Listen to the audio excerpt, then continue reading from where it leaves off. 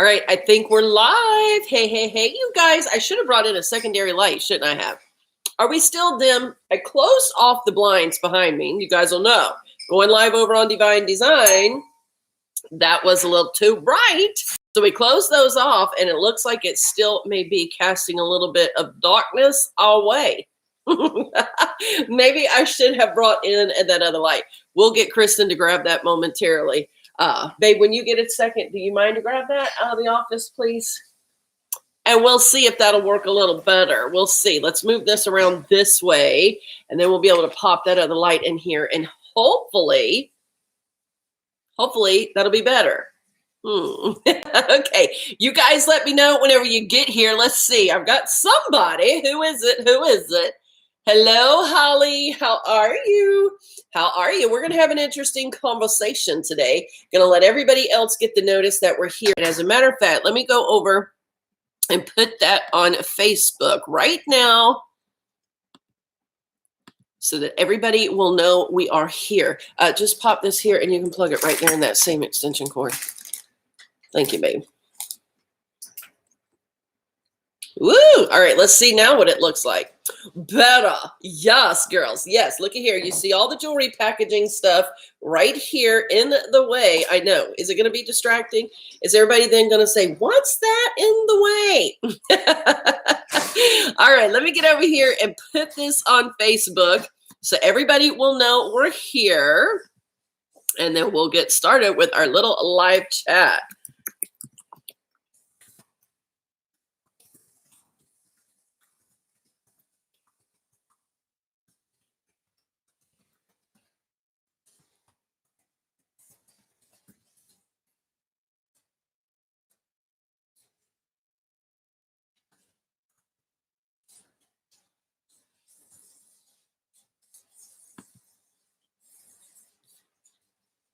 If you guys aren't in the health group yet on Facebook, you're going to want to get in there. Of course, we're not letting people stay in there who aren't active.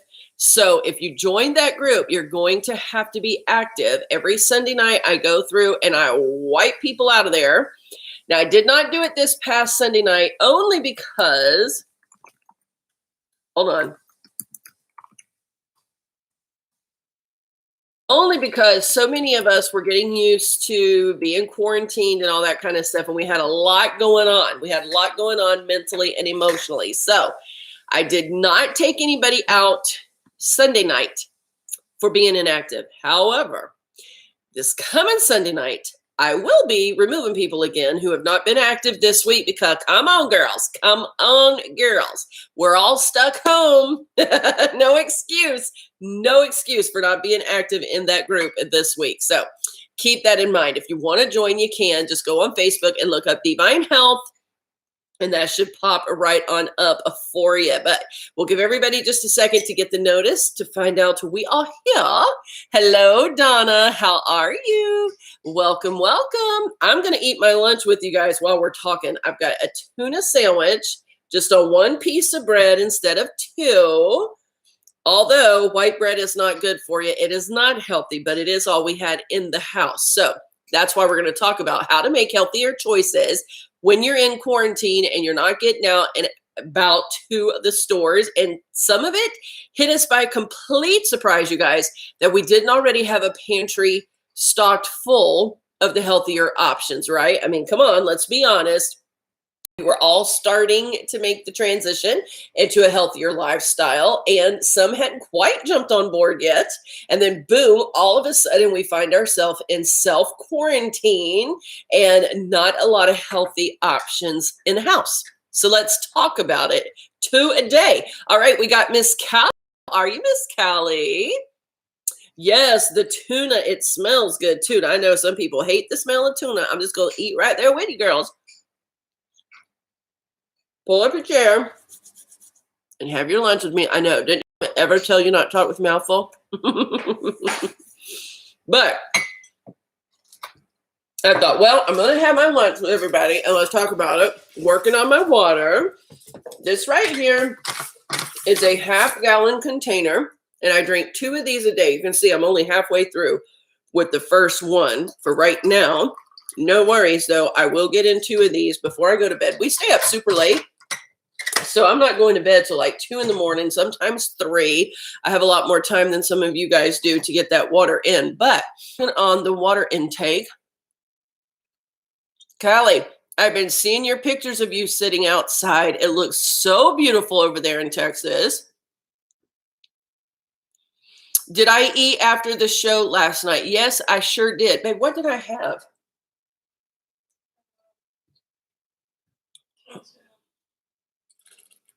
I'm trying to remember everything we had. We did have some of the queso, but what did we have right before that? I had already had something. I had chips. Oh, I had an apple. I had an apple after the show. We heated up some queso and had a few of the nacho chips with the queso. And it seemed like there was one more thing that I had. I can't remember what the other thing was, but yes, I did snack after the show. We got done with the show right around 12. So I was done eating about 1. And then I went to bed last night about 3:30. So I still finish eating about 2 hours before I go to bed every night. I just have way different hours than most of you guys do. Oh my gosh, 93 today, Callie. You know what? I haven't even been keeping up to what the temperature is here, but I can tell you it's hot, girl. It is hot. It is when you first get started, Holly, but I promise you it does get better. If you like lemon, squeeze a little bit of lemon in your water. Most days I have it in there and you'll be able to see that it's kind of cloudy with lemon juice. But I did not put lemon in it today, only because I just wanted to break from the lemon. I've been drinking lemon in my water every day, every single day. I drink lemon in my water, and I just want a little break from it because I've also started adding back in the apple cider vinegar, which is really pungent too. So having the apple cider vinegar 3 times a day and then lemon water all day long, I just wanted to break. I just wanted like some just crisp, clean water. You know what I mean? So I did not put lemon in my water today, but lemon can help you get it down if you don't like just that water. But I'm telling you, when you get used to it and your body gets used to it, you are going to crave more water. At least I do. Anybody else? Callie, you drink a lot of water. Do you find that to be true, Callie? Oh my gosh, only 43 in Connecticut. What a difference. That's a 50-degree difference. Oh my goodness. It's a little overcast here. Well, I see the sun starting to come out now, but earlier it was a little overcast. I thought it may rain, but looks like it's going to pass on over.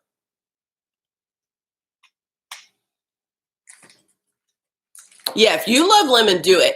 Lemon, sometimes I will do lime. Sometimes I'll put cucumber in my water because I don't know. Can you guys see? There is a thing that goes right down the middle of my pitcher here that is a diffuser. So you can cut up different fruits and put in there, and vegetables like the cucumbers. You can chop up the kiwi, the strawberry, just different things like that. It infuses the water with a little bit of the fragrance or flavor of those fruits and vegetables, and it adds a little bit like the vitamin C that's in there, and it gives you just a little something extra. I don't do that all the time with other things. Lemon is my main go-to, but I do add different things. Sometimes I will fill this full of lemons and limes to get like both going because it's just so pretty to look at. I also have a glass pitcher that's like bulbous at the bottom. It's a beautiful glass pitcher, and sometimes I'll just thinly slice lemons and limes so I can see those circular pieces just floating in that glass pitcher, because it really is true. Psychologically, the prettier your food is, the more you're going to want to partake of it. That's why they tell you to make your plate as colorful as possible, not with M&Ms and sugar girls, but with different fruits and veggies to make it super colorful and inviting. If it is visually inviting, you are going to want to eat it. And I find that's true with my water. Sometimes I just love to look through these pictures and see the vibrant colors that are diffusing into that water. And it makes me want to drink it more. It really does. So that's an idea on how to get your water in, because here's the deal. With us all being stuck home, if you are self-quarantining, and I know some of you are still working, and life is somewhat normal for you. But if your life has been totally disrupted and you find yourself at home all the time, it is a great opportunity for you to start getting in that water intake because you're home already anyway. You don't have to worry about finding a bathroom. You can go as often as you need to. Sometimes at work, it may be a little hard to take a break or get away to hit the bathroom. If you have a job where maybe you're on the road a lot and you have to pull over and find bathrooms, it can be frustrating, but you're home with a bathroom. So this is a great time to get your body in the habit of drinking all the extra water. All right, let's see. I love summer too, Callie. I so do. And see, Callie's saying the same thing. Her body craves it now too. The more water that you start putting in and the more your body gets to absorb that liquid, the more it's going to want it. And then it does. It makes it so much easier. The first day that I added back the full gallon. Y'all know a couple years ago, I had done this journey and was drinking a gallon every day. Y'all would see me. I would take this picture everywhere. Even if I go shopping, this goes with me in the car. And I put it down in a little cooler with ice so that it stays nice and cool. And then I have some sealed water bottles that twist at the top. They're like 16 ounces. And I just fill those up. I'll go in a store, do what shopping I have to do, come back to the car, fill it up again, and go into the next store. So I take it with me. I take it to restaurants. That way I can measure how much I'm drinking and I know what I've put in there, whether it's the lemon, the lime, or whatever. So I did this really strictly for a long time. And then I got out of the habit, got back into unhealthy eating patterns. And then starting it back over this time, the first day or two, it was hard to like get the water in. But now I'm telling you, my body is craving again. And it really only takes about 4 to 5 days for you to really get in that habit to where you want it. You really just want it. All right, let's see what we have. Yeah, I take 2 teaspoons of apple cider vinegar 3 times a day, and I dilute it into 8 ounces of water. So I'll take a little mug and I put in those 2 teaspoons of the apple cider vinegar, teaspoons, not tablespoons, and then I drink it down that way. But I love the taste of vinegar, guys. I'm the type that likes pickled juice, olive juice, you name it. I love it if it's tart. So drinking the apple cider vinegar really does not bother me. Now, another way you can get the apple cider vinegar in is to use it as salad dressings. You can mix it with a little bit of oil to put on a salad. You can eat it straight up on a salad, depending on what you have in your salad. You wouldn't want it on every type of vegetable, but if you have some nice green leafy salad base and then cut you up some apples, some walnuts, throw it in there, maybe a few raisins, and then you sprinkle some of that apple cider vinegar on top as a dressing. It's going to add just enough tartness, which will be a great contrast to the sweetness of your raisins and your apples, and it is good. Throw you some feta cheese on there or some brie cheese, and you are good to go. I enjoy it that way. So there are other ways that you can get it. If you fix yourself the bone broth, we've talked about that on this channel before. I have a recipe up there. You can go search that video. If you make yourself the bone broth, you're also going to be putting your apple cider vinegar in your bone broth. So that is another good way to get it in. But it's got so many great benefits. Of course, always consult your healthcare provider or your nutritionist before you make any of these changes, because some things just aren't right for everybody. But do your research, because there's a lot of great benefits to bringing in that apple cider vinegar into your diet. Well, that's all right, Donna. You'll get there. You'll get there soon as far as getting your girl to 100%, or your aquarium. You're doing the aquarium. Callie's already on her 72 ounces of water. You go, girl. You can see I haven't even hit 64. Or wait a minute. Yeah, 64. I'm getting there. I'm working on it. Yes, cucumbers in the water are so great. I haven't tried doing oranges yet. I need to do that. I need to try the oranges. Oh, really? I'll have to check Dollar Tree for that. I didn't know that. Yeah, you will go to the bathroom a lot, but now, like Callie told us the other day, that'll kind of slow down as your body gets used to it. I did notice that yesterday, actually. I got in my whole gallon of water yesterday and did not go to the bathroom near as much. It didn't feel like I was running to the bathroom quite as often yesterday. So I think that when your body adjusts and it figures out what's right for it, how much it's going to hold on to, how much your cells need, your tissues need, then it's going to kind of level off and you're not going to have to go as much. And I know that is what happened to me the last time around. When I did this diet a couple years ago,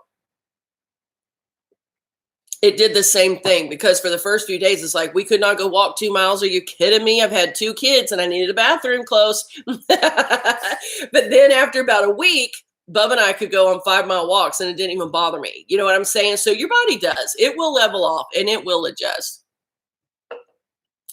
Now, the mint leaves are great infused in there. Absolutely. That is a good one. And probably pretty readily available right now because people aren't going for the healthy stuff. When we have been into the grocery store, Steve has had to stop by a couple of times on his way home just to get more water because we didn't go hoarding anything. And so we have run out of the bottled water. Kristen had to run in there because we only had bought like a normal week's worth of groceries. We're not going and hoarding things up. People need to be able to eat. So we're not going to hoard it all. So anyway, she has been in there and it's like all the good, healthy stuff is still pretty readily available as far as like your fresh dill, your fresh mint, your, what's the one Bub hates that we love? We put in salsa. Yeah, cilantros, different stuff like that. It is all still readily available. And your health food stores aren't running out as fast as your big box stores are. So keep that in mind also. And then there are places online where you can order the fresh stuff like that. You might pay just a little bit more during this time, but it depends on how much you value your health and how much you're willing to invest in being healthy. So there are options out there to still stay healthy while we're all quarantined away. I've never put grapefruit in my water, but I do love grapefruit and I eat grapefruit almost every day. I love grapefruit. Hey, Linda, how are you? Hello, Catherine. How are you? Donna, I don't drink coffee or tea. So I don't know. Callie, what about you? Do you consider that? On my water app, if you have anything other than water, like if you have coffee, tea, or any kind of juice or anything like that, you have to put that in the other beverage category. And I think it counts a certain number of those ounces, but not the whole thing. So like if you drink 8 ounces of coffee, that whole 8 ounces obviously isn't going to count as water, even though that's the main substance, because you got to take into account that your coffee has caffeine, which is a diuretic, and it is going to pull moisture from your cells. So you can't count coffee as your whole water, not the whole 8 ounces. You can count a portion of it. It is. Might have to Google that one and find out.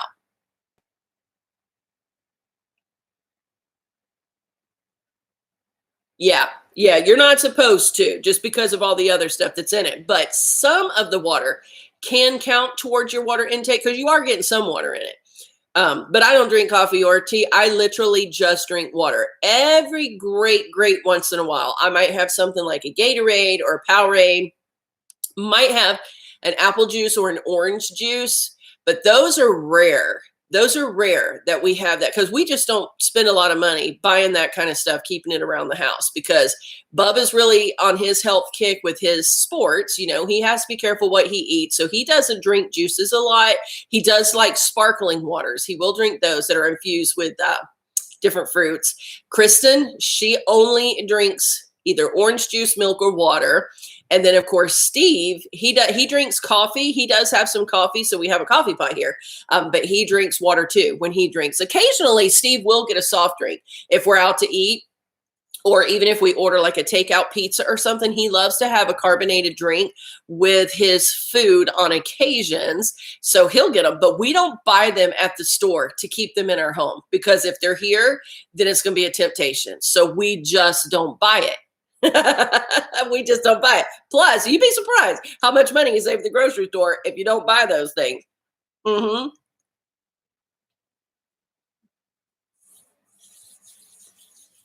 Yeah. Now, see, that's how I would do Cali too. I would just count my real water. Hmm. Yes, that is exactly true, Donna. They are very expensive.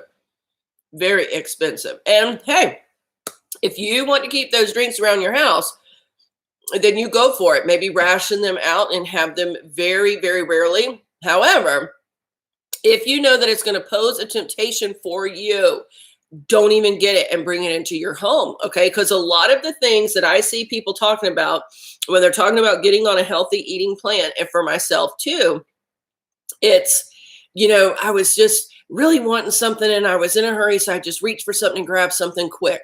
All right. I did that this morning. In all honesty, Little Debbie oatmeal pie was in the house. You know what I'm saying? If it's not here, I'm not going to eat it. We don't normally buy a lot of Little Debbie's because we have our own little Kristen. She's shaking her head. We have our own little Kristen. So she will bake and keep stuff around most of the time. But she did buy a few boxes of Little Debbie's yesterday while she ran to the grocery store because a lot of the other stuff was really out. And she was thinking of her and her dad and being able to grab something really quick. So I cheated. I'm going to tell you the truth. I did cheat. But if you don't have it in your house, you're not going to grab for it. You won't. So let's talk about that. While we're in quarantine, what are you keeping in your home? What are you getting? Now, if you have a lot of little ones, I know the temptation when your kids are little is to run out there and to get the Little Debbie's or the Oreos or the puddings. And you want to keep stuff around that are treats for your kids. But in the long run, is it really a treat for your kid? Because you teach them bad eating habits that way. And we've talked about that on this channel before. I think it was on this channel. It was a video called Stop Making Your Kids Overeat. Something along those lines. You can search for it. It's either on this channel or over on DeeVine DeeZine. We talked about that before a lot. And I can remember times that if we bought boxes of Little Debbie's, yes, girls, they were around that long ago, we would have to ration them out. And I can remember mom saying, we don't have money to go get more. You guys going to have to slow down on that stuff, ration it out, because once it was gone, it was gone. And you may not get it again for a while. So what we learned growing up was if you do something good, your reward is going to be getting to go to the store and get a candy bar or getting a soft drink or some bake a cake. It's a special occasion. Everybody getting together. Oh, we got to bake some brownies. We learned, and most of you probably did too, it's a conditioning that food is reward. Sweets are a reward. Sugar is a reward. And so I know even now, like I joke with the kids because I said, whenever I lose my first 25 pounds, I want a banana split. It's like that mindset is still there, that food is a reward. We've done something great. We've worked really hard. We're going to sit down and we are going to reward ourselves with something sweet. And that is one of the mindsets that we've got to change, especially for myself, you guys, because sugar is a killer. It really is not a reward. It is not a reward. And I can tell whenever I've had a lot of sugar that I start to feel bad again. I start to feel dragging, less energy. My sinuses react to sugar. I have a terrible reaction whenever I eat sugar. My sinuses will just go nuts because of the reaction to the sugar. And so it's like as you start seeing the patterns of what your body does, you lay off of the sugar for a while, you feel better, you add back in a little bit of sugar, you feel that again. The last thing that you guys need during a quarantine is to feel bad physically because there's already enough going on emotionally, right? People are worried about getting the virus. They're worried about how long they're going to have to stay quarantined away from other people. They're worried about losing their jobs. And when it's all over, will they still have a job?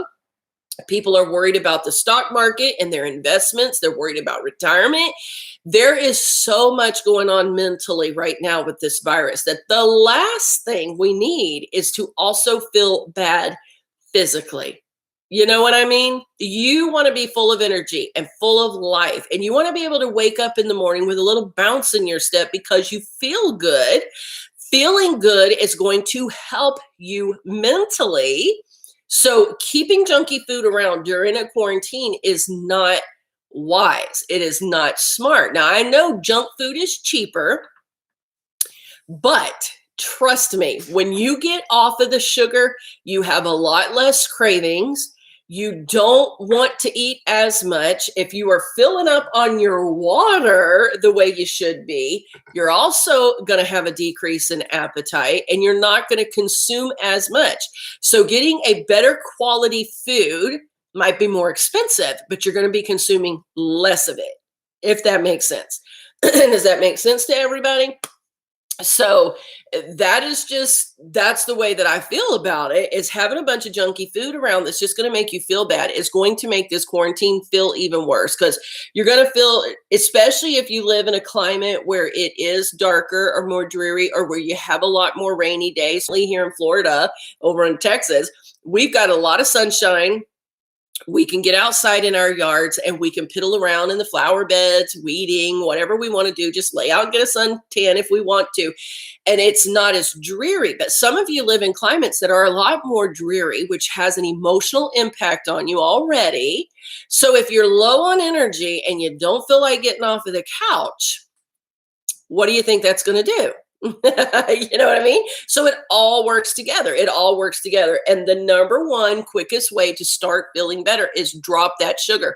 Quit looking at that as a treat. You know, start looking at something else as a treat. Like, okay, whenever I lose 25 pounds, I'm going to go get that new outfit that I've been eyeing, or I'm going to go get that new pair of shoes, or whenever I drop 25 pounds, I'm going to get some beautiful jewelry. You know what I'm saying? I mean, there are so many ways, maybe new nail polish or whatever. There are so many different things that we can do. Maybe you've been wanting to redo your bathroom and put in a new shower curtain, you know?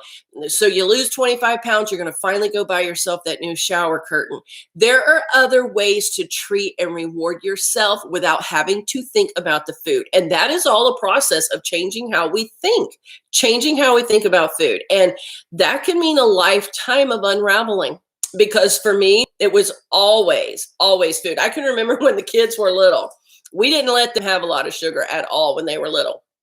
And then whenever they started hitting around, you know, probably 4 or 5 years old, we started adding back in some of the sugars. But up until then, we were so strict with them eating healthy. So when they got to potty training age, this was a trick I had learned from working at a daycare. When they got to potty training age, I put a little jar in the bathroom. It had a tight lid on the top, but it was filled with beautiful M&Ms, so colorful and so inviting. And so as we were learning to potty train, if they successfully went to the bathroom, they got 2 M&Ms, just 2. I know, I was generous, huh? They got 2 M&Ms. And if they went to the bathroom again, they got 2 more. To them, that was a real treat because they didn't get sugar very often. So to go to the bathroom, it was like a motivation to help them learn to go to the bathroom. However, here was the wrong side of that. Once again, I was spreading to a new generation that sugar and treats like that are special rewards for big things you do. So it instilled in their mind again that sugar is a reward. You know what I mean? And that's a hard thing. That's a hard thing. I've noticed even with Kristen's business, and here I am talking about health while she's in there decorating sugary cookies, right? But people are ordering from her for special events. They got the little, she did the decorate your own cookie thing during the quarantine. And so she sold several of those, met up with some people yesterday who bought those for their kids to decorate. And nothing wrong with having sugar occasionally. What I'm saying is stop using it as a reward. Stop using it as a reward. If you want a nice piece of chocolate cake or a brownie, or you want to have one of Kristen's delicious cookies, have it. But just have it because you just want a cookie. Don't tell yourself, oh, I've lost 10 pounds. I'm going to reward myself with a cookie. Stop looking at it as a reward and just look at it as food. Do you see what I'm saying?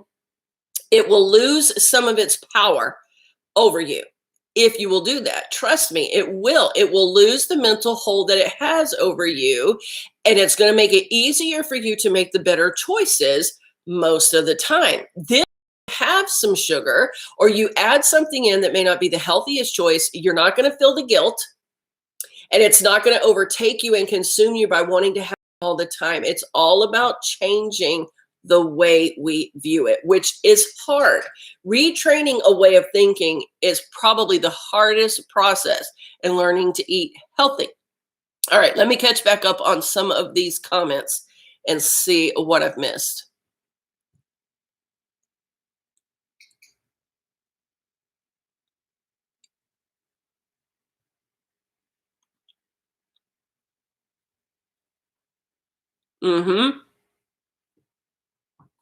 That's right. Cleaning your plate. That's what we talked about in that video a couple years ago. Ours was always, there are starving kids in China who would love to have that food and you're going to throw it away?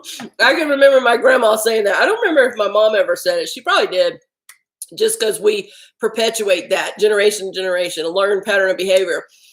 But I remember my grandma saying it a lot. You know, she said a lot. So you would really stuff yourself to clean your plate. Or I can remember if we would go back in for seconds and we would get a pretty big pile the second time around, you better eat all that. If you're going to take that, you better eat it all. Mom, are you watching? You remember that? And she just did it because her mama did it. And she probably did it because her mama did it. It's just what we did. But I had talked to Kristen and Bub's pediatrician whenever they were little. And he really helped me to put it in perspective, because he said, think about you as an adult, because there would be days and they didn't want to eat at all. Like they just not want to eat. And it wasn't that they were not wanting to eat the healthy options. They just weren't hungry. They would rather play or whatever. And so he said to me, he said, think about yourself as an adult. Are there days that you don't really have much of an appetite? And I said, yes, sir. He said, and are there days that you're hungrier than others? And I said, yes, sir. And he said, it's the same way with your kids. So don't force them to eat when they're not hungry. When they're hungry, they're going to eat. When kids are hungry, eat. And I thought, okay. Yeah, I hadn't thought about it that way before, ever. So he told me, he said, where a lot of parents make their mistakes is that, let's say your kid is holding out because they don't want to eat the broccoli or the chicken, and they've seen you baking cookies for dessert, so they're holding out just to try to get a cookie. He said, if you put them up at the table and you feel that's the issue, that they're just saying they're not hungry so they can get the cookie, he said, then wrap their little plate in saran wrap or foil, put it in the refrigerator. While everybody else gets ready to have dessert, if they then say, I'm hungry, then offer them their plate back until they eat some regular food. That will keep them from manipulating you into just getting the sugar. But a lot of times it's just because the kids really weren't hungry. And so now one of the things that I am teaching myself, and I have done very well this time around, is teaching myself that I don't have to clean that plate. And if I go back for seconds because I'm still feeling really hungry, but I let my eyes get the best of me, and I fill my plate too full, I'm not pushing myself to finish off that second helping. I'm not doing it anymore. So it's all a matter of retraining the way you're thinking, to be able to admit maybe where your mamas or your grandmamas and their mamas and so on were wrong in pushing that idea, realizing where you've been wrong and pushing that for your kids. Some of you might be old enough now to where you have your own grandkids, and maybe you did this to your kids the whole time they were growing up. And now you're like, oh, wow, I realized what I did, and I've kind of turned them into overeaters too. Just admit that. Tell your grown kids if you need to, listen, I'm sorry that I made you guys clean your plate even when you weren't hungry. I realize now that that wasn't the wisest thing, and break the power of that hold on their mind. Let them learn to rethink those choices and eat only when they're hungry. This is one thing that I found about myself. I eat when I'm bored. Okay. I'm a very emotional eater, and I do eat a lot when I am bored. So having a lot of things to do or to occupy my time. If I am busy, I rarely even think about food. Honestly, like until my stomach really starts churning like, hey, feed me, then I'll think about food. But if I am busy, either doing a DIY project around here or checking in jewelry, examining it and packaging it up. And if I'm staying super busy, I can go hours and hours without even thinking of food. But if I'm bored, if we're just sitting around, maybe it's a family night and we're just going to watch a couple movies and just kind of veg out for an evening, I think about food constantly. So I am trying to learn to teach myself that just because I'm bored doesn't mean that I have to go for the food. Okay. Teach yourself to learn to pick up a book if you need to, or if you need to, pick up your phone and play a little game on your phone for a few minutes, or do something that distracts your thoughts so that you're not realizing at the moment that you are bored until you can push through that. Because even drinking all my water, I'm not hungry at all. But if I'm bored, I think about food. Anybody else like that, or am I the only one? Come on, let's fess up. Is anybody else like that? Do you think about food when you get bored, or is it just me? Am I all alone on that? Yeah, staying busy, Callie. It does. It helps me too. It really does. I eat when I am sad. I eat when I am angry. Those are the two times when I really want to eat. And I don't necessarily think about sugar a lot during those times. I just want food. But I have started learning, because I've been paying attention to how I'm thinking about food. All right. I've been paying attention. When I'm really excited and happy, when something has gone really well, maybe we've had some exciting news in the family and we're just ecstatic and we're happy and we're feeling joyful about an occasion, I think of sugar. Like I want to celebrate that, and my mind immediately goes to sugar because, like I've already said, growing up, sugar was always the reward. It was always the reward. So if I'm really excited in my emotions, being an emotional eater, if I'm super happy about something, really excited, just having a great day, maybe I feel a little more hyper than usual or whatever, full of energy, that's when I tend to think of sugar more. If I am super, super stressed and angry about a situation, I think of chocolate, not necessarily sugar, which I'm sure it's the sugar in the chocolate. But do you know, chocolate also has some very great properties that are healthy for you if you eat it in its purest form. So it's not just about the sugar that is in chocolate, because I don't care if it's milk chocolate, semi-sweet chocolate, or dark chocolate. I start thinking about chocolate if I'm super stressed or super angry, if I get angry about something. But I think of sugar more when I'm happy. And I really think that it's because I have been conditioned my whole life to think of sweet things as a reward for something good. You know what I mean? All right, so let's see what you guys are saying. That's a great idea, Callie. That's a great idea. And I've done that with Gunner before too. Like I'll be just like, I'm going out to see the dog. You know what I mean? And just get away from the thoughts of food for a few minutes. Absolutely. Just make yourself, you have to consciously, you're going to have to get up and go get food anyway. You're going to have to get up and go to the pantry to get you something sweet to eat. So then instead of heading towards the kitchen, just head towards somewhere else and do something productive for a few minutes. It's going to take your mind off of that food. See, hey, Miss Patty Yates, how are you? A lot of people think of food when they're bored. That is so true. It reminds me of the Grinch. Am I eating just because I'm bored? That's right, Callie. It is all a mess. So tell us, Callie, give us some advice, because you're doing really, really well too. You are a great motivator. What has been the successful things of you retraining how you're thinking about food? What are some of the keys to retraining your thinking?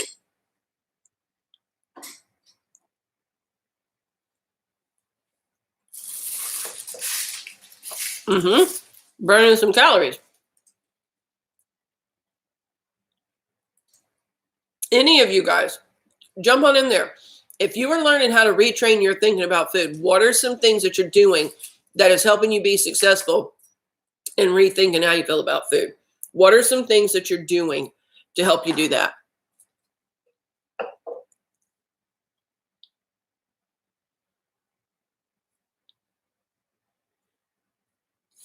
For me, this is what I've been doing more this time around. I have been pulling up several YouTube videos, whether it's Jordan Rubin, Dr. Colbert, he has some really great information. Other nutritionists that I have found, Thomas DeLauer has some good videos with that. A couple of other different people that have some really great nutritional type information. I find that whenever I'm really thinking about junky eating and junk food, if I will pull up one of their videos and watch them for a few minutes, they will show beautiful visuals of the food, which looks so yummy. Carrots and broccoli and apples and oranges, and the colors are so vibrant. Makes me excited about the healthy foods. Whenever I hear them talk about the benefits to the body, it makes me refocus. Like, okay, well, let's rethink about food and let's think about these things. Honestly, that's been helping a lot. And since we're all self-quarantining right now, and we all have a lot of extra time. Matter of fact, I heard a statistic yesterday that social media views are up 60% with people being home. It's up so much. Facebook's having a hard time with all the videos on Facebook. And I'm sure it won't be long till YouTube will be having the same trouble. So if people are home, they have a lot more time on their hands. They're bored. They're going to naturally want to gravitate towards eating the bad foods. But instead of doing that, it takes some of that boredom and use it in a constructive way, like refocus what you're doing with that time. And instead of getting up to go eat, just refocus it into pulling up one of those videos where it's telling you about the good, healthy foods and what they do for your body. And I'm telling you, you're going to be so excited about the food that you're going to get up and go in your kitchen and say, "Ooh, do I have an apple? That looked really good. Do I have some pineapple? That looked really good." You know what I'm saying? That's been helping me anyway. I mean, it may not work for everybody, but it really has been one of the things that's been helping me.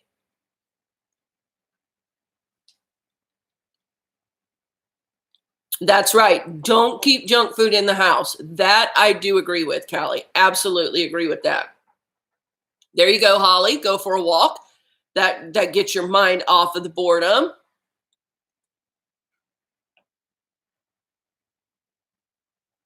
Yes, tracking is very, very good because I'm telling you, even when you're cooking and like you're tasting your food, every bite of food that you have is calorie. It is a calorie. Your chewing gum has calories. Everything has calories. Tracking what you're eating, because you'd be surprised how often that you just walk through the kitchen and you grab a little something and you forget about it later. Just like you guys were asking me, what did you eat last night after the show? I've already forgotten everything I had because I just don't remember. And I keep forgetting to pick up my phone and vlog these food vlogs for you guys. I got to get back in that habit. I forget till the end of the day and I'm like, dang it. But there's a lot of foods that you will grab and you will get on the go as you're just in a hurry going here or going there that you forget about. Start documenting it, because the bottom line to losing weight is you've got to have less calories in that are going out. If you are consuming as many calories as you're burning, or if you're consuming more than you're burning, that is not going to equal weight loss, no matter how healthy it is. You could eat a bazillion grapefruits in a day. You're going to gain weight if you're not burning off the calories. So Bub says that to me all the time. He'll say, "Mom, just think about it. You just got to be in a caloric deficit. Count your calories," which is a hassle. I know it is a hassle. I told him that yesterday. I said, "Bub," and I showed him the little app that I use for my Fitbit. And, you know, I try to type in like the word egg, and then it gives you like a million choices. None of them matched exactly what I was eating. And I was like so frustrated because I wanted to put in the right food. Now, my Fitbit app will like scan food. So if I'm holding up, say, a package of potato chips, I can scan it and it'll put all the macros as well as the calories in. But if I'm cooking something at home, say a little piece of chicken, or if I'm cooking up some steak. And so Bub said, "Well, what I do, Mom," he says, "once I find it the first time," he said, "I just find myself in a habit of eating the same foods a lot because then I already know what the calories are." And I said, "Well, that is great. That is a great way to do it. But for me, I would get bored that way. Like, I would not want to have to get up every day and think that I'm going to have the exact same breakfast or the exact same lunch just for the sake of being able to count my calories easier." So For those of you that do track, if you are tracking your calories and your macros, tell us what is the easiest way you have found to track that? Do you have an app that may be easier to use than my Fitbit app? Or what are you guys doing that makes that process a little bit easier for you? Because I got to be honest, it is frustrating for me. It is frustrating for me. And I'm not counting my calories like I should. And therefore, I know I'm eating more than I'm burning, which is probably why my weight, it's just like plateaued. You know what I'm saying? It's just like staying there. I did drop 0.6 this week. So that was a little over half a pound that I was able to drop this week. But that's not much when you consider, I'm making the healthy food choices and staying healthy with my options, increasing my water, but I have got to drop the calorie intake.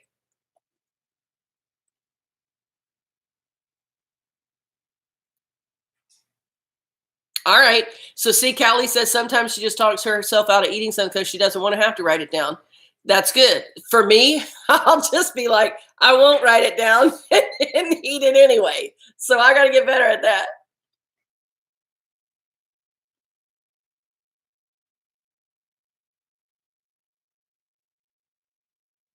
All right, there you go. And some restaurants now, I don't know if my Fitbit will do it, but I used to use an app called MyFitnessPal. And whenever I was using that app, you could type in restaurants. Say if you stop by Wendy's, Burger King, McDonald's, any of those places, Chili's, any of your national food chains, you could pull up the restaurant on the MyFitnessPal, and it would give you their whole menu.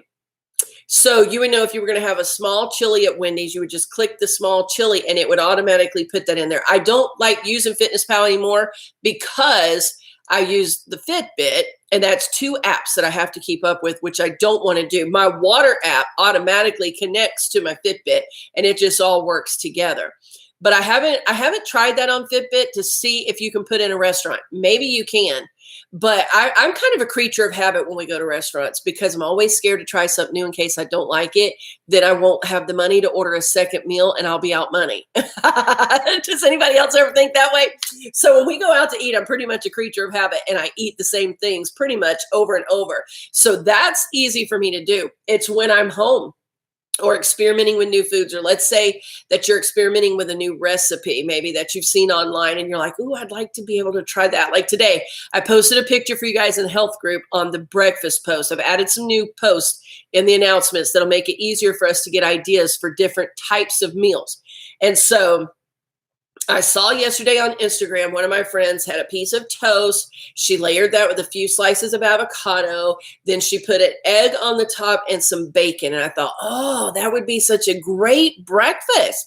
But see, if I were to have to make that at home, I'm going to have to scan in the bread to see how many calories the slice of bread had. Then I would have to know, okay, now I've got to look up to see, okay, is this a small avocado, medium, or a large? And I only had 3 slices of it instead of the whole thing. And even that can vary depending on how thick your slices are. I mean, because technically you can eat a whole cake and consider it one slice, right? So there's so many variables that go in with it. So unless you're going to take a food scale and like measure out 3 ounces of avocado, but most of the apps don't have it that way. They have it by slices or portion, like 1/4 of a small avocado. I'm like, what? It makes it challenging. It makes it challenging. So give me some secrets, y'all. Yeah, Callie uses her Fitbit too.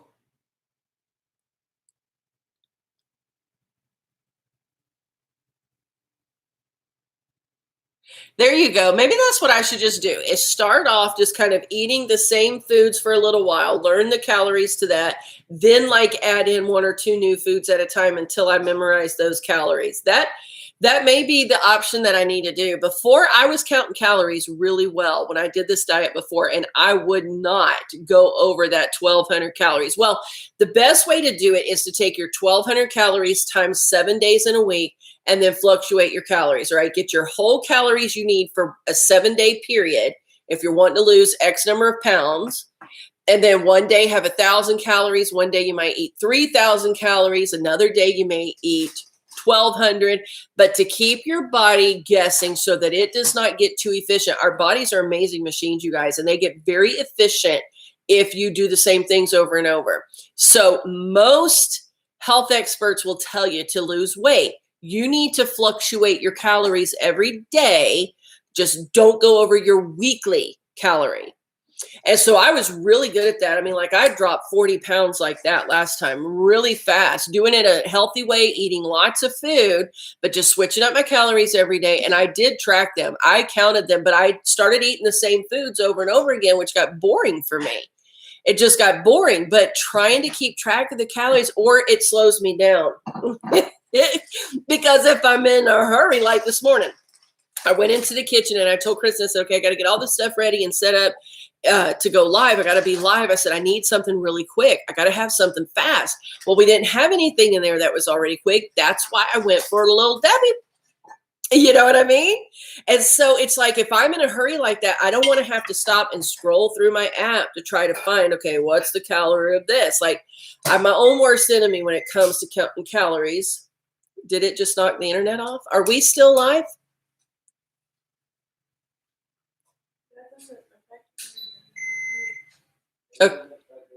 Okay, I think we're still live. Sorry, part of our power just went off. The breaker tripped. But I've got to start counting the calories because I know that's why I'm like stagnant. It's like I'm probably eating every day about what I burn. Obviously, I'm not eating more because I'm not gaining. But I must be at the place to where I'm eating what I'm burning. And I'm just flatlined. I've got to drop those calories so that I can start losing. That is true, Callie. Pinterest is a great idea to get some food ideas. And they make them look so beautiful, don't they? I'm going to start incorporating some more recipes back on this channel again. I know we had just started doing that last time when we kind of let the channel go stale for a while. I had just started doing a few recipes for you guys, and I think I'm going to bring that back to this channel just as a way to help us all. Because what I tried to do in those videos that I was making for you guys is I would sit down and like the egg ones that we did, I knew how many eggs went in the recipe, and I calculated the total calories of whatever all the ingredients were. And then whenever I got done, I portioned it off so that I knew exactly like one portion size is this much. You know what I mean? And it gave you guys a direct calorie count for those recipes. And I'm thinking about trying to incorporate those back into this channel again, because not only would it be helpful for some of you, it would be vitally helpful for me.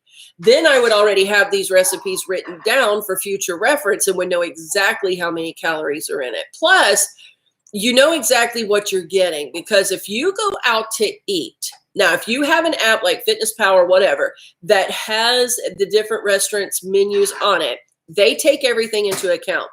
But if you try to do it on your own, let's say you go into Wendy's and you order a 1/4 pound cheeseburger, you're going to go in your app and you're going to add in the patty, the cheese, and the bun, and you're going to take a guess at that.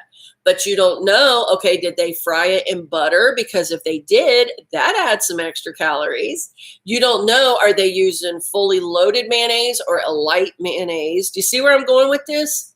You don't necessarily know, okay, how many ounces of tomato did they put in this salad? How many cups of lettuce? I mean, you're still kind of guessing. And trust me, even if you fry an egg at home, if you fry it in butter, you're adding calories. Every calorie matters when you're trying to lose weight. And it can be a challenge. It can be. So I do want to add some of that back to this channel. Not promising when, but obviously not during the quarantine because we don't have all the supplies that we would normally have.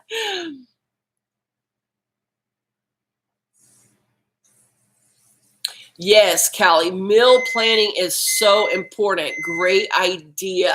And we've shown you guys before, I think it was on this channel, might have been on DeeVine DeeZine, but I think it was here, like even taking your, like Steve brought home, or was it you? Who bought the almonds? You or Dad?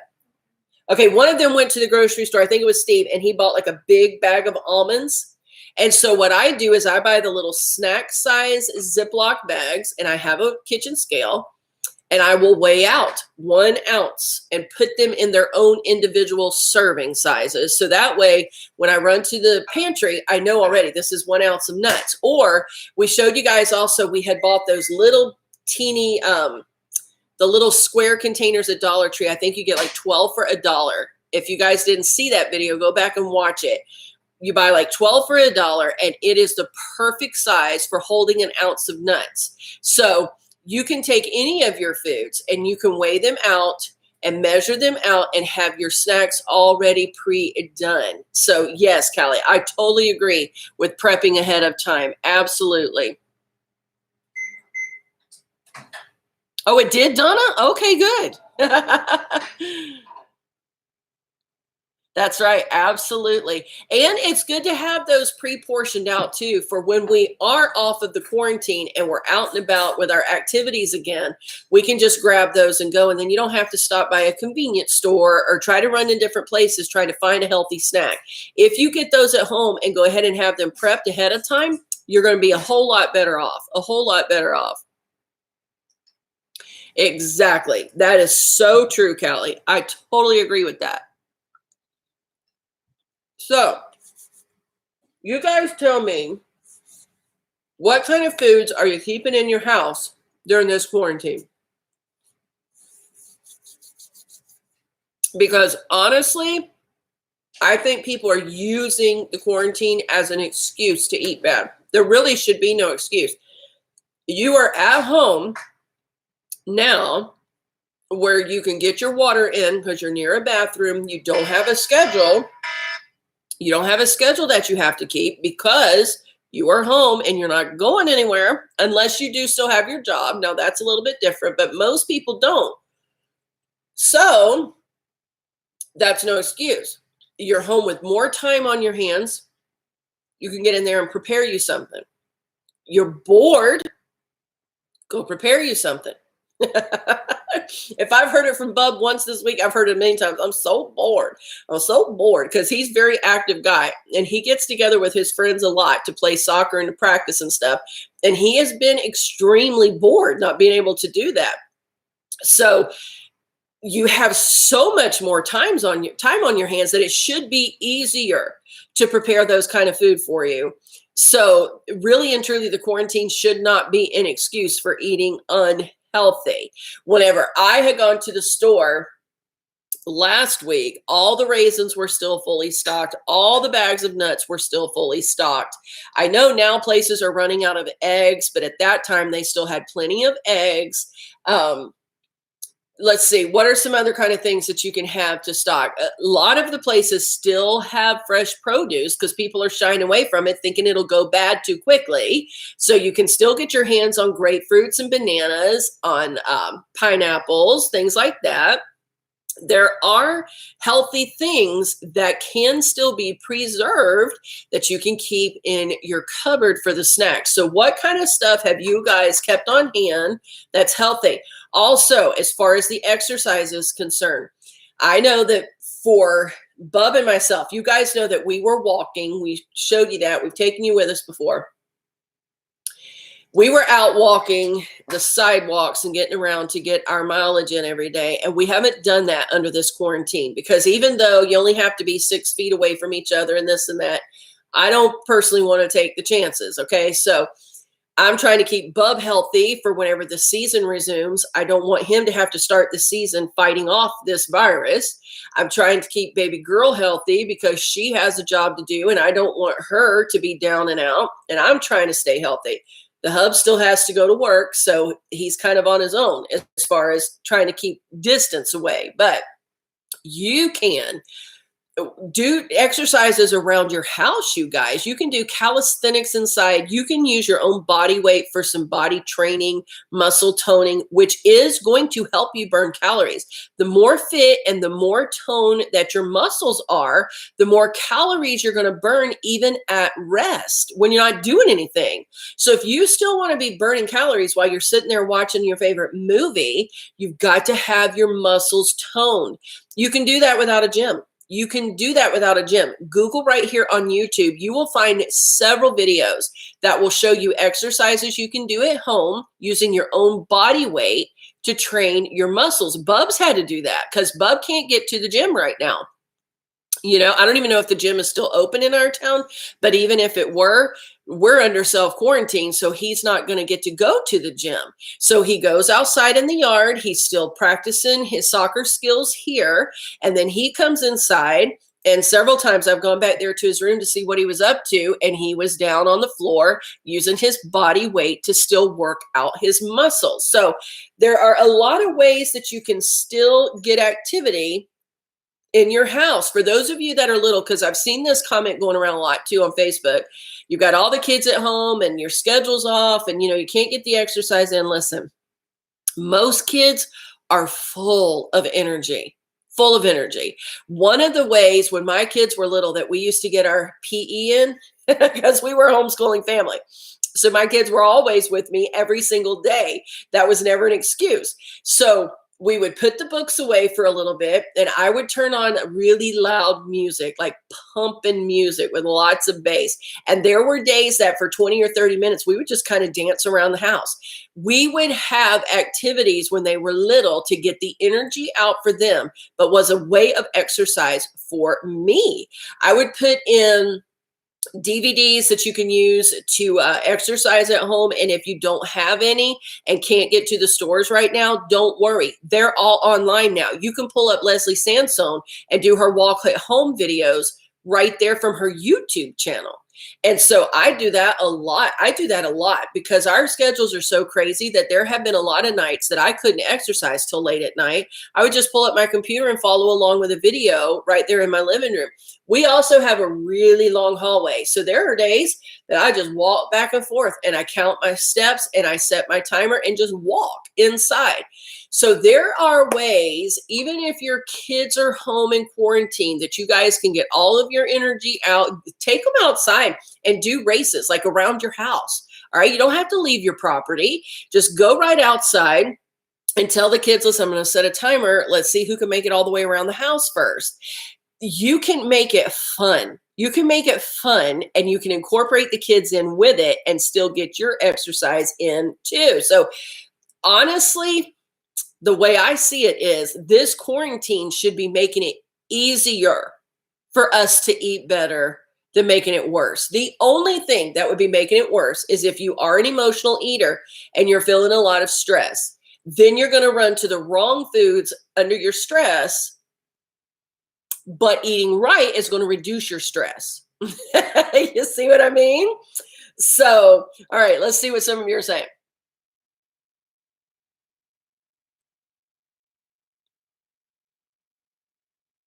Yes, protein shakes. That's a good one. Keeping some protein bars around too. Things like that.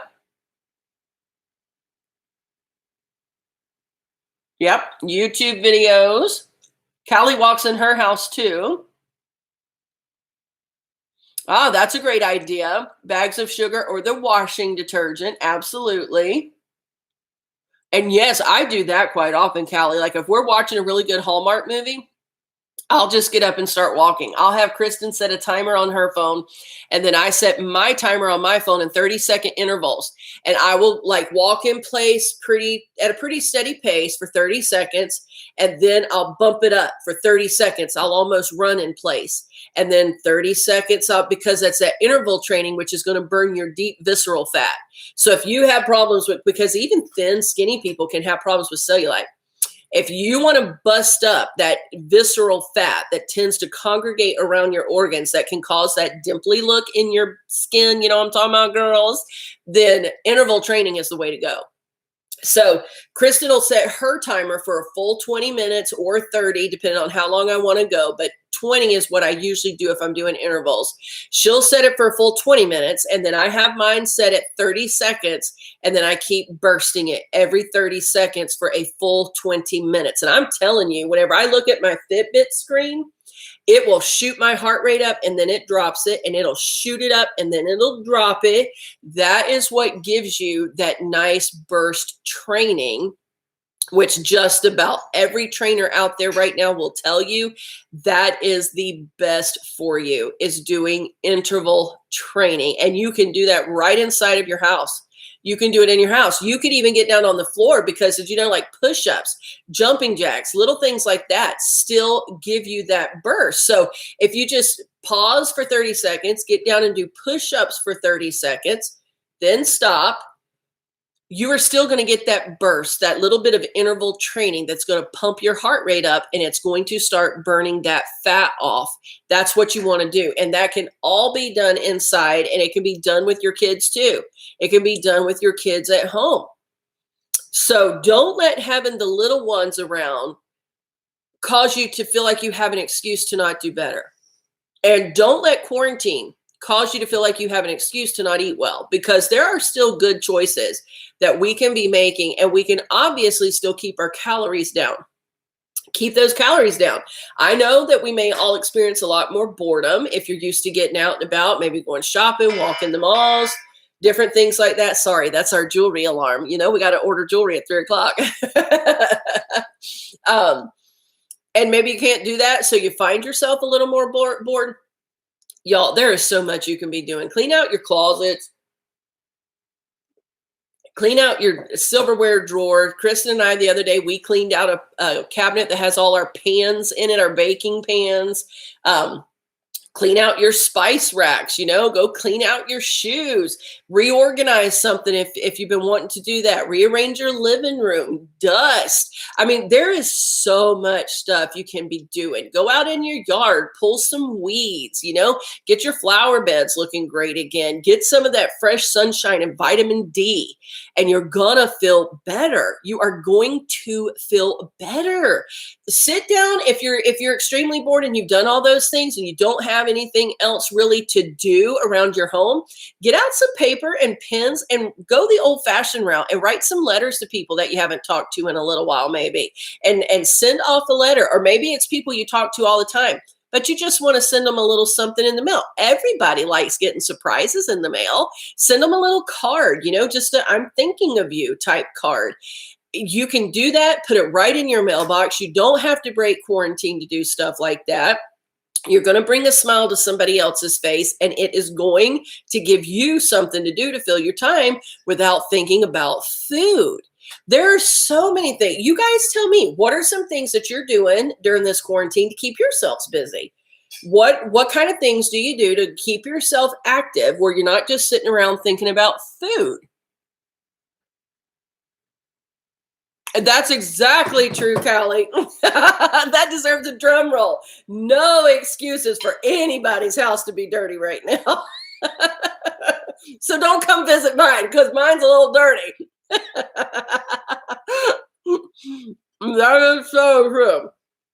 That is so true. If you have kids home,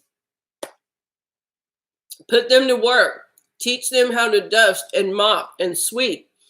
Teach them how to run that vacuum cleaner. Teach them how to wash clothes. You can put them to work, keeping them busy too, productively.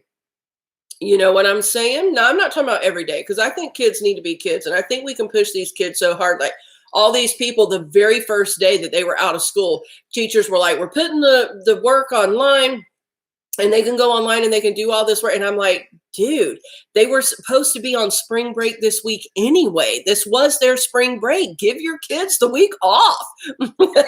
So I think that we can push them a little too hard in some areas, but teach them, get them up and teach them how to do some of this kind of stuff. Make it a game. Make it a game for them. You know, the first one to finish their chores today is going to get not food, but maybe get $1 or $5, or, you know what I'm saying? Do something to give them a reward. Or maybe it's you're going to get 5 extra minutes on the Xbox tonight while nobody else gets to play. Or, you know, I don't know, maybe they're going to get to go outside and play 15 minutes extra long that the other kids don't get to do if they win. You can find rewards for your kids to make even their chores a game. Trust me, kids love motivation like that, and they love competition.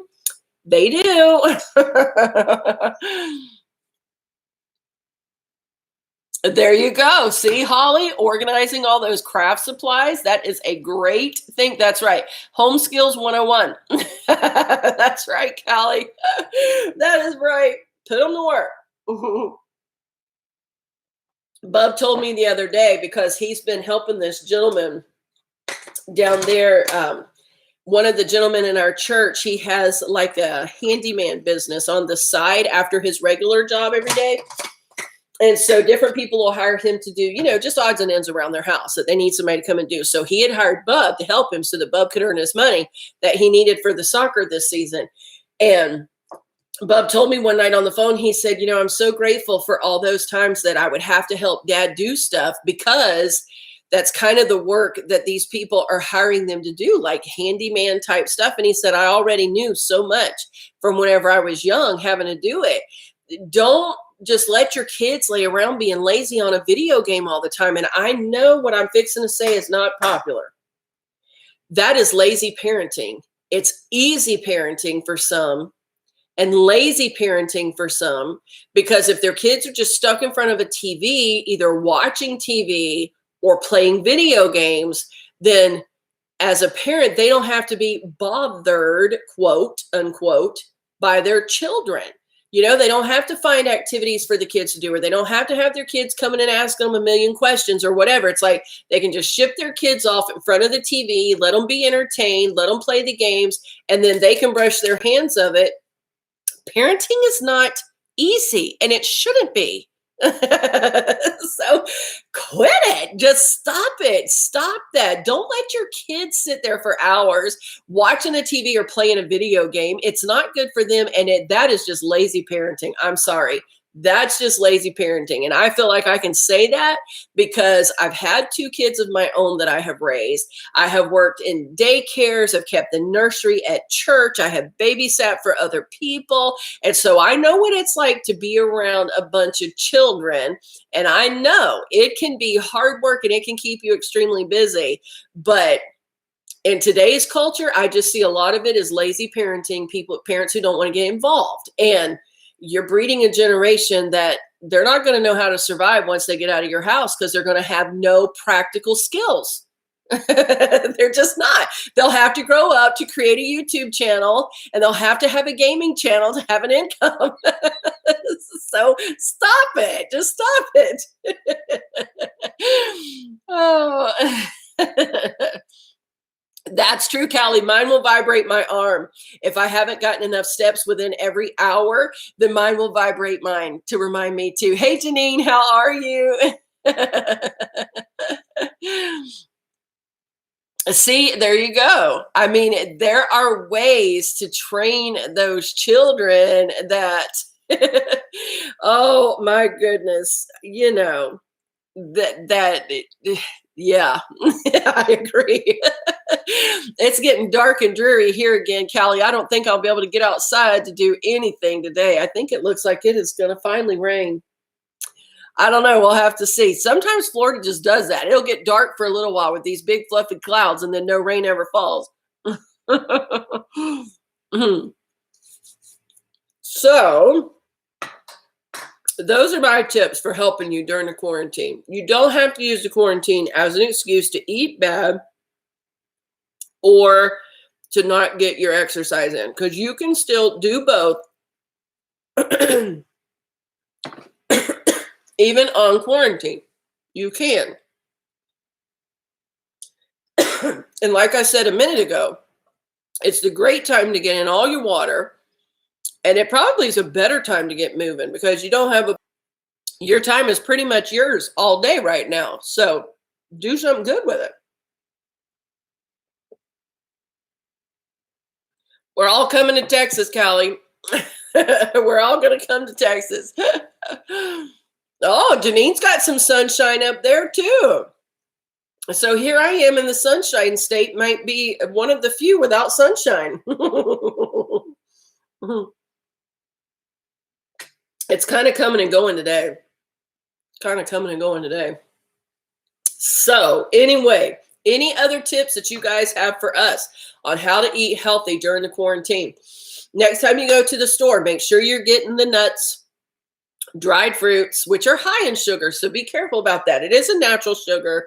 Just be careful that you're not over consuming the dry fruits. And it's really great if you mix them with nuts. Make your own trail mix. I've shown you before on this channel how to do that too. We've shown you how to make your own trail mix on this channel. So if you're going to buy like some dried fruit, then mix it in with a little bit of the nuts so that it balances each other out. Make sure you keep yogurt around the house. You can have fresh fruit and vegetables, of course, baby carrots, celery sticks, fresh broccoli and cauliflower, always great snacks to go to. You can have cheese. A lot of places are selling out of the sliced cheeses, but some of them do still have the block cheese. So get that. The little baby bells have not been sold out yet around us anyway. You can get some of your soft cheeses too, like your brie cheese. That would be really great. Popcorn. Popcorn is always a good healthy snack. And if you have to resort to getting chips, just get plain chips. All right. They have like a cracked pepper and salt that you can get, but it's just chips and oil with your black pepper and your salt. That's better than getting any that have lots of different additives with sugars and stuff in the flavorings. So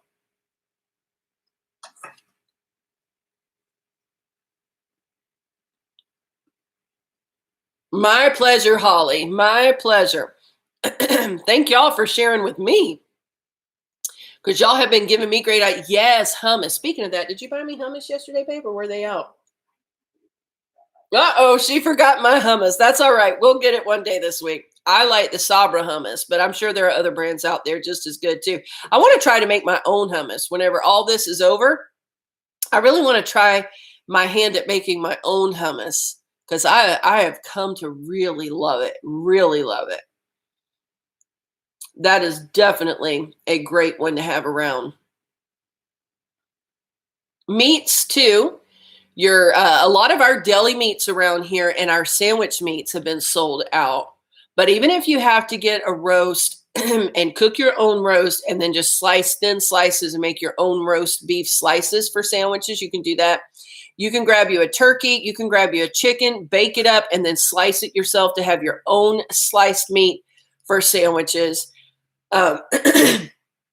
If you're able to find ground beef where you are, the ground beef around us has pretty much stayed sold out. So the ground beef has been pretty hard to come by. But if you can get your hands on it, then you can patty out your hamburger patties and have those ready to go. There's indoor grills, outdoor grills. You can bake them up in the oven. There are a lot of things you can do. You're going to have to put in a little effort, but hey, you're on quarantine board anyway, right?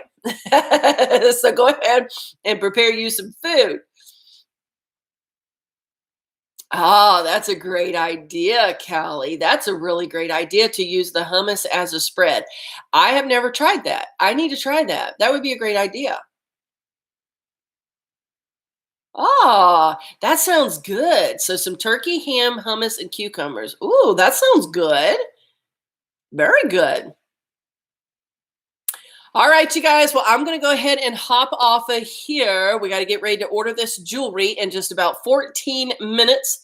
Want to make sure I get my hands on some of the new releases today for everybody who loves the jewelry. But I just wanted to come on and for us to all encourage each other on healthy options during the quarantine, because we really can continue to focus on our health even through this troubled time. And I think if we will, we're going to come through it and we're going to fare a lot better. We're going to make it through better because we're going to be healthy of mind and we're going to feel healthier in our bodies too, which is going to help us get through it with a lot more peace, you guys. We're going to get through it. We're going to get through it. So, all right. Thank y'all so much for joining me today. And we will see you all again probably later tonight over on DeeVine DeeZine. I think the Bubster's finally going to have some time for us to do our little game. All right, you guys. We'll talk to you later. Bye, everybody.